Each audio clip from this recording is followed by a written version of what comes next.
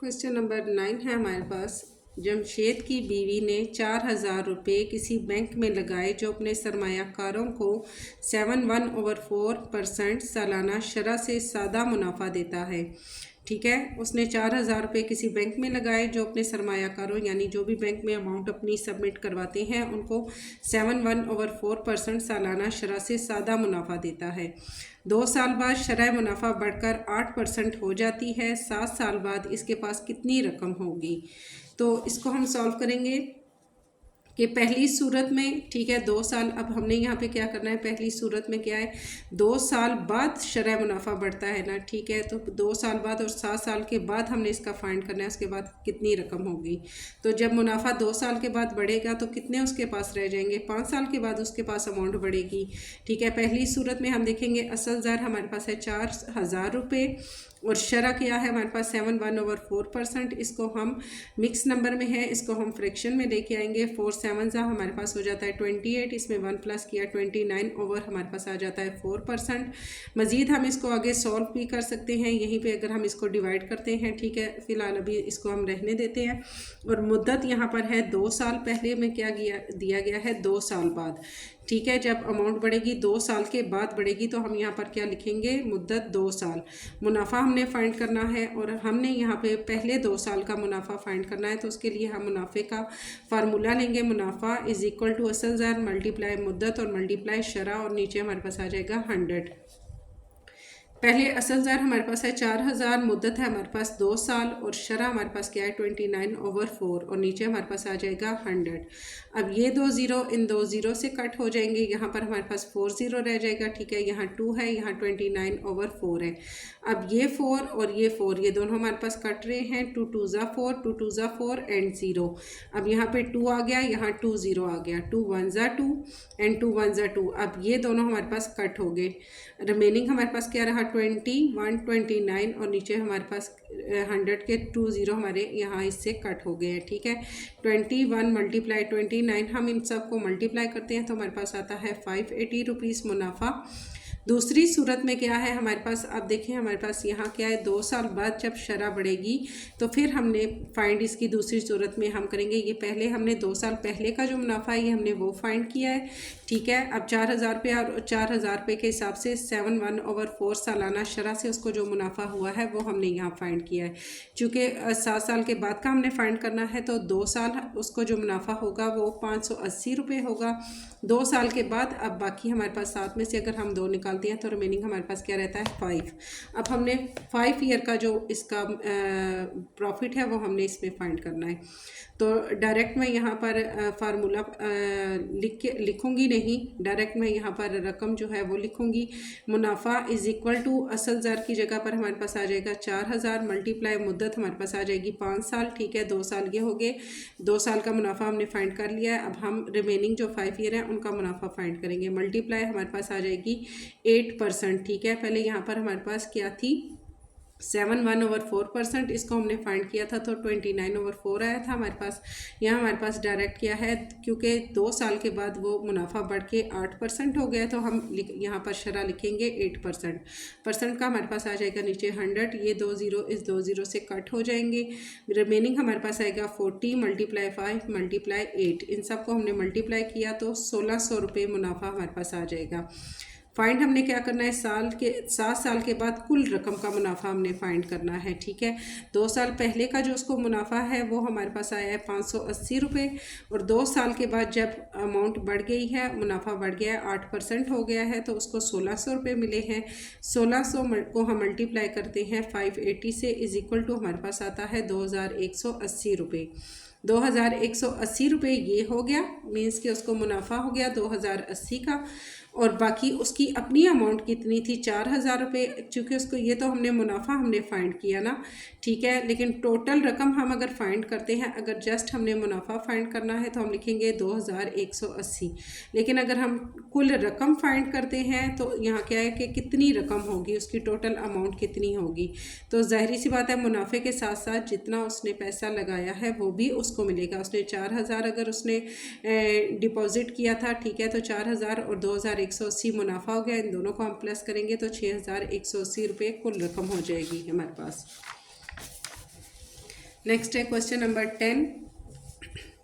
दाऊद ने किसी बैंक में एक ख़ास रकम जमा करवाई अगर मुनाफे की शरह 3/4% सालाना से कम होकर, ठीक है, एक बैंक में उसने एक ख़ास रकम जमा करवाई। अब रकम यहाँ पर हमें नहीं बताई गई।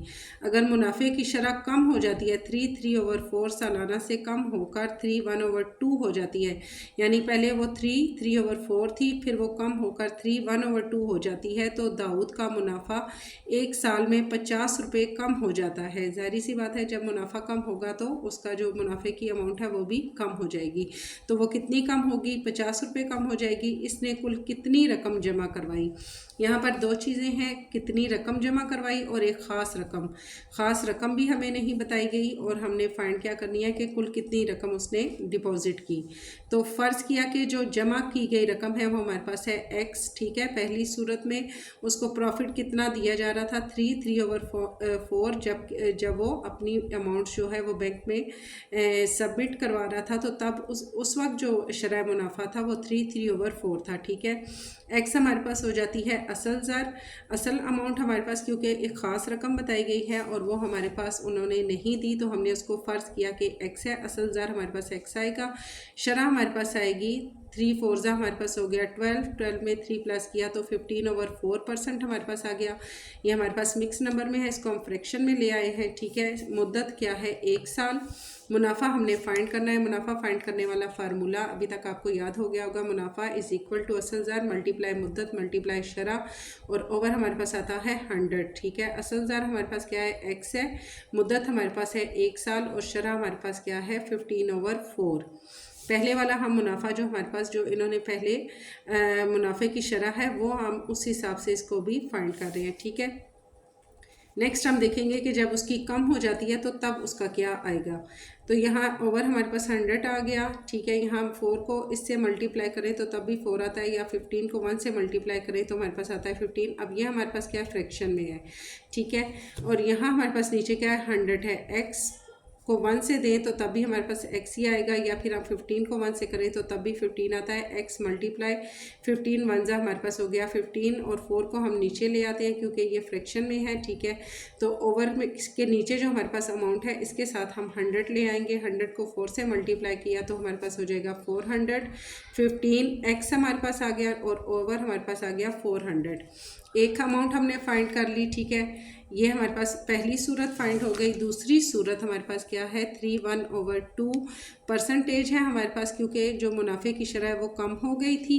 3/1/2 हो गई है परसेंट, और ये मिक्स नंबर में है। 2 3 हमारे पास हो गया 6 और 1 हमारे पास हो गया 7। 7 ओवर हमारे पास आ जाएगा 2। नीचे वाली जो अमाउंट होती है वो दोबारा उसी तरह से आ जाती है। 7/2% हो गया हमारे पास।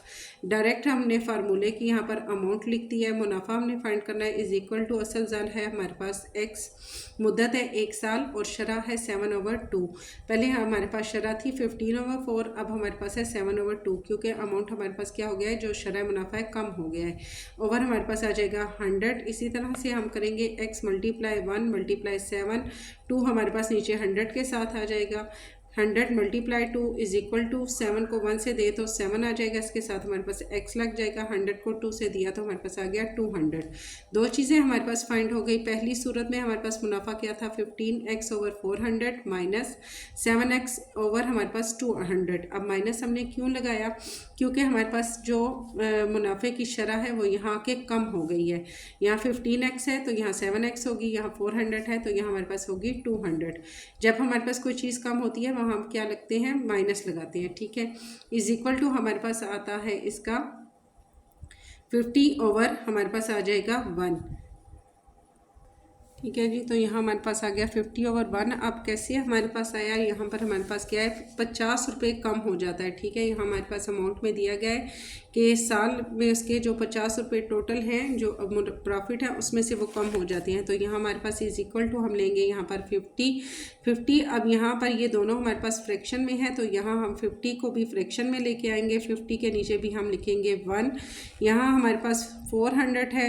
400 को हमने सबके साथ लिया। 400 multiply 15/4 minus 400 multiply 7/2 200 is equal to 50 या मल्टीप्लाई बाय 400। जैसे कि अगर हम इनका एलसीएम भी लेते हैं 200 और 400 का, 200 1 ज़ा 200, 200 2 ज़ा हमारे पास हो गया 400 एंड 2 1 ज़ा हमारे पास हो गया 2।